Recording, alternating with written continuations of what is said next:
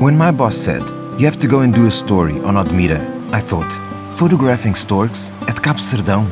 The ones that have been in the news lately are the only storks that make nests over the ocean. But at 5 in the morning? You gotta be kidding. Okay, don't move. Smile. Gotcha. So let's begin this in style. I know, I look like a tourist, but you try walking miles with cameras and tripods on your back.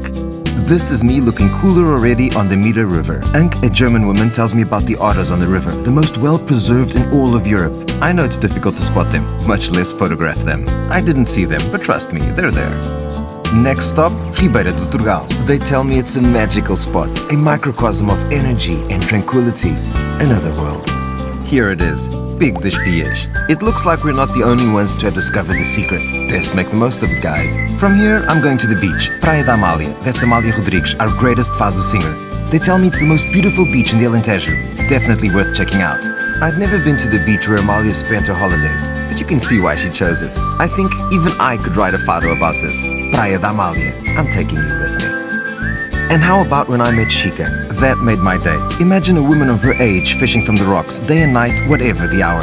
This Chica, she's a warrior woman, full of stories, well worth photographing. We should be going, it's getting late. The list of things to see here is endless, many of them inside the natural park. And this is still just the beginning, because Odemira is the country's largest municipality. I've only just arrived here, but I feel I've known it for 1,000 years.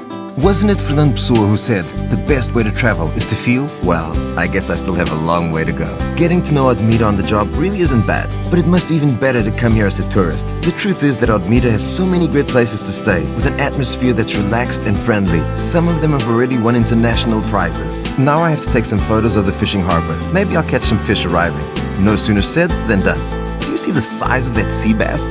A lot of people, both Portuguese and foreign visitors, come here to enjoy the walks, largely because of the hiking trail Rota Vicentina. Right, well I'm going to take a few more photos here and then tuck into an octopus salad.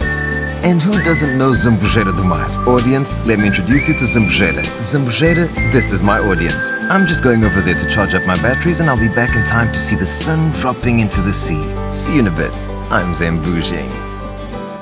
I just set up a meeting with Paulo, and tomorrow the serious fun begins. Paulo, did you bring the water wings?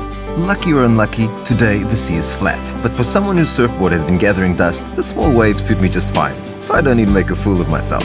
By now you'll have understood what a dull life we photographers have. It's dirty work, but someone's gotta do it. It'll soon be lunchtime, but meanwhile there's time for some warm-ups.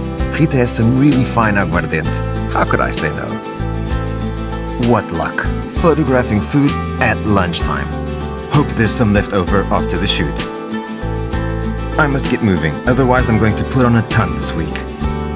The town of Odemira, traditional, tranquil, and full of character. It feels so good meeting these people and hearing their stories as the time goes, as the wind blows.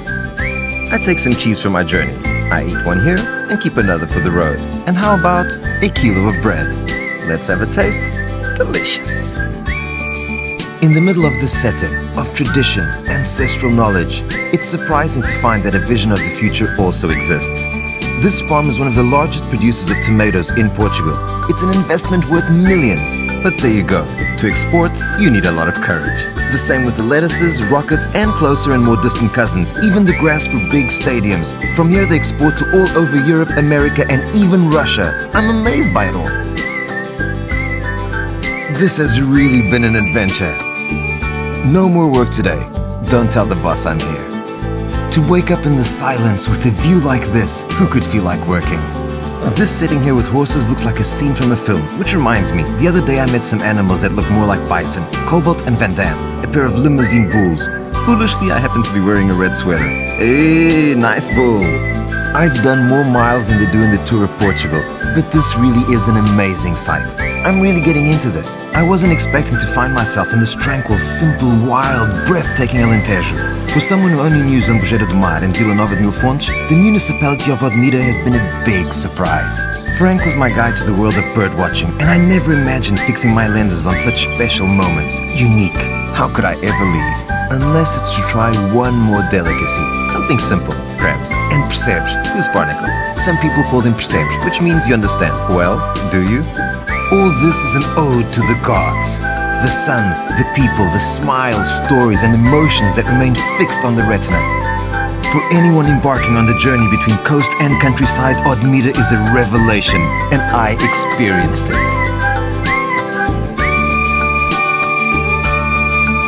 And just like the storks, the only ones in the whole world to make their nests over the sea, I also feel different here. I discovered a new me. Even if I have to leave here today, I already know I'll just have to come back. Odemira, pure Alentejo.